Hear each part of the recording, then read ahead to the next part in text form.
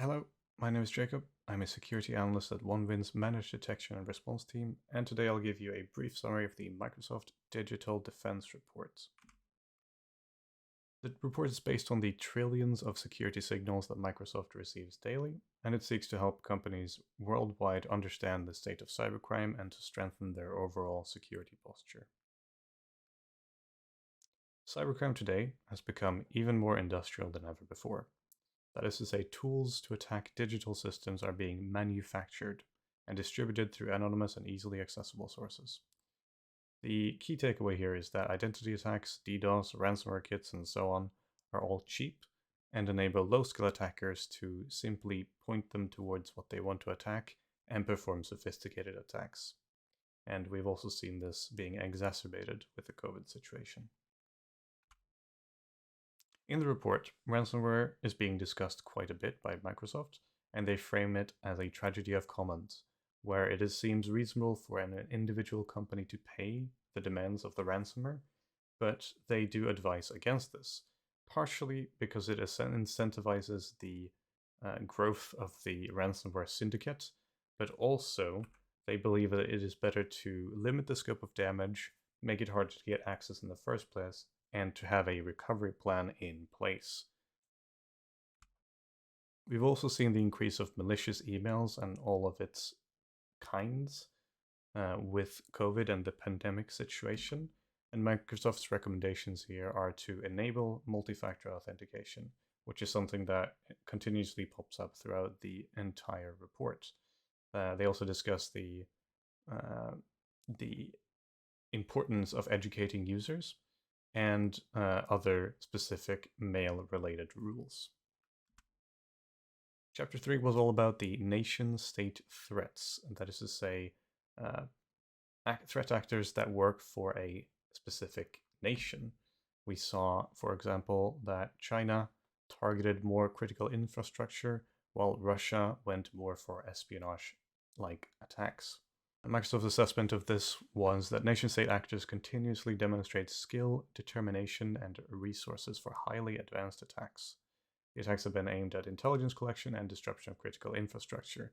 This has varied depending on the specific country and the specific target, but overall, we've seen a shift with the pandemic. And as with other things, they implore companies to deploy defense in-depth methods, zero trust principles, and embracing the mobile workforce to protect people.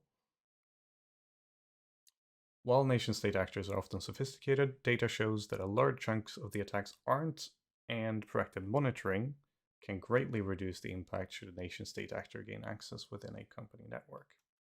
Chapter 4 was all about the supply chain, IoT, and OT security. And again, with the COVID situation, with the pandemic situation, more companies were forced to implement a work-from-home solution for their workers, which means that any IoT device in a user's home network could be a serious security risk for the company. This is especially true because a lot of IoT devices tend to have subpar passwords. We saw, for example, within the last 45 days of sensor signals that admin was used 21 million times.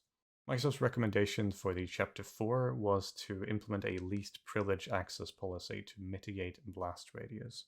That is to say, a user should not have access to things they do not need access to.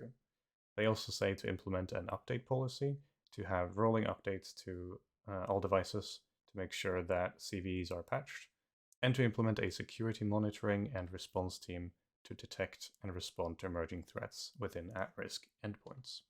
Chapter 5 was all about the hybrid workforce and the zero trust principle, which is the idea of a device or an application should not be trusted by default. It should have to earn your trust, which is the idea of deny all, allow what is needed. Other than that, they had ideas to secure the hybrid workforce, as you can see on the screen here, and one of them is, of course, to implement MFA. Furthermore, we saw a decrease in legacy protocol, which is good because legacy protocol do not allow MFA, and as we know, MFA is very good.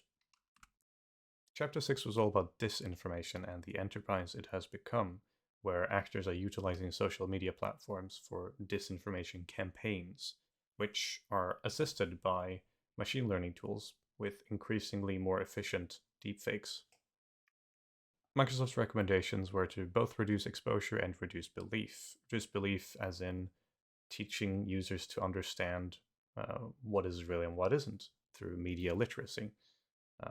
Reduce exposure by making sure they aren't exposed continuously to false and malicious information through demonetization, removing content, and so on.